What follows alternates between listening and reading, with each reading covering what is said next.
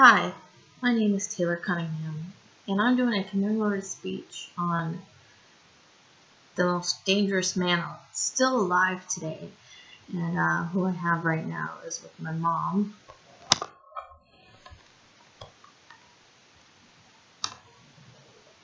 Who's just chilling right now.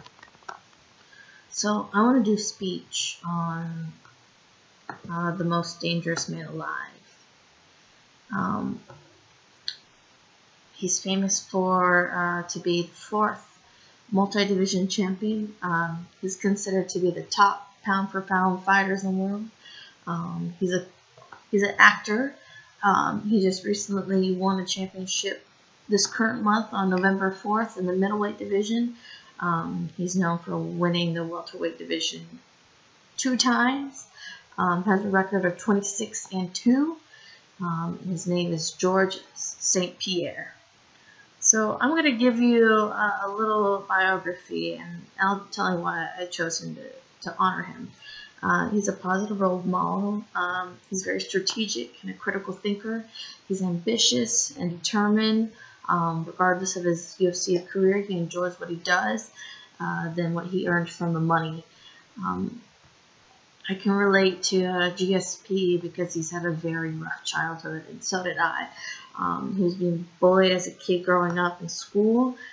He was diagnosed with OCD, or known as obsessive compulsive disorder, which usually has people have unwanted thoughts or rituals from all the trauma.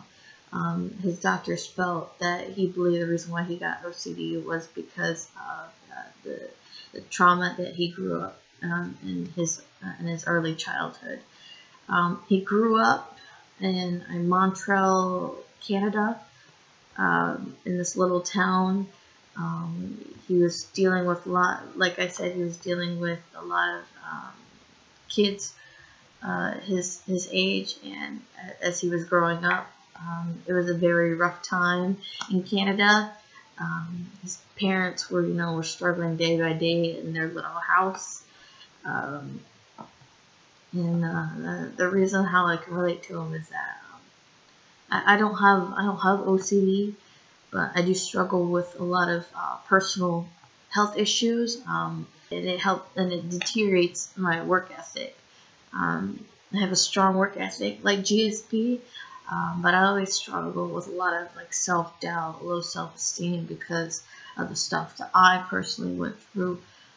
People like GSP and myself have issues that get in the way of our thinking process and how we deal with conflict in the ways that we can't control or that we feel we can't improve on. His drive and his resiliency has inspired me.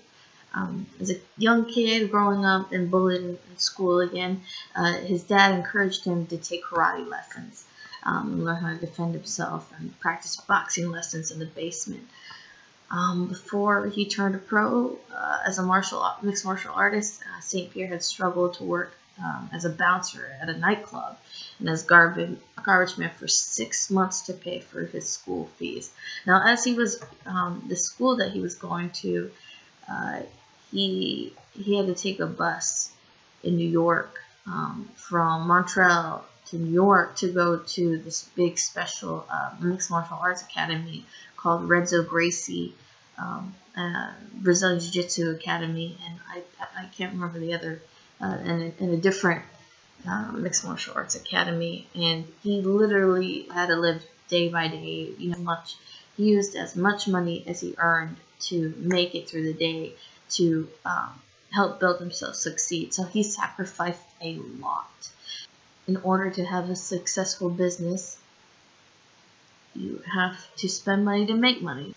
In his version, he had to sacrifice a lot in order for him to succeed where he is right now. As he was a pro, he became unstoppable and made his debut in the UFC in 2003.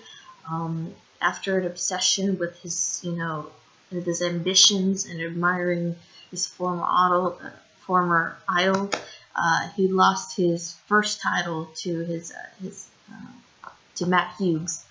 After that, he was super depressed. He let his OCD get the best of him, and his breakdown was so bad that he had to see a sports psychologist. After winning 5 fights in a row later, and wiping out the entire welterweight division, he regained his title in 2006. But the following year, he lost it again because he let the expectations and his ego get in the way of his success. In martial arts, as life goes on and the mistakes that you make, it's a learning lesson to keep moving forward. And from his perspective, and what I could take from what he did in his pro life, that could inspire me. You know, if I make a mistake about something, if I fail, if I need to improve on this speech, it helps me become a better person. And that's why he's also my idol, because he's always moving forward onto the next big thing. After losing his title in early 2007, he regained it back after his fight, and he defended it 11 times. After having such an obsession with the success, it became very stressful, because for a long time he had so many eyes and people on him and threatening him at every corner, because people were jealous and they wanted what he earned. He vacated the division and retired.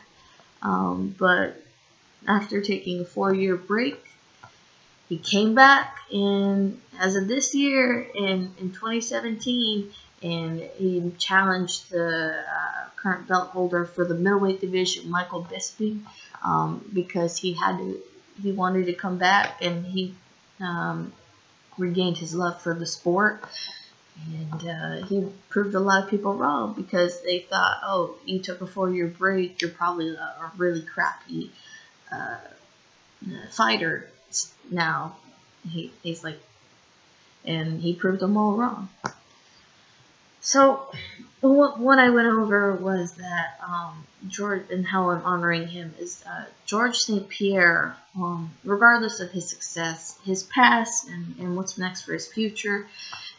He's admitted a lot of self-doubt, which we can all personally relate to, because we still have the resiliency to get back on our feet. His strive and willing to prove the doubts of others is what inspires me the most. He's a fighter in the octagon and in his personal life, mentally and physically. He's the only fighter that I look up to, and I'm wanting to be one day, maybe in the UFC. I myself currently practice mixed martial arts, and I hope to one day be at the peak of his success. He always admits one thing as to be part of his success, and he quoted, "The danger is not to set your goal too high, and fail to reach it. It is to set your goal too low and reach it." He believes everybody has some part of themselves to maintain discipline to be successful. His drive is what inspires me so much. I honor this dangerous man, not as a fighter, but as someone who for someone to keep my hopes up one day, to continue to dream and continue to be successful in my career. And that's all I have on him, and I appreciate that you guys are listening to me, and I appreciate you listening to his speech. Thank you for listening, and you guys have a blessed day.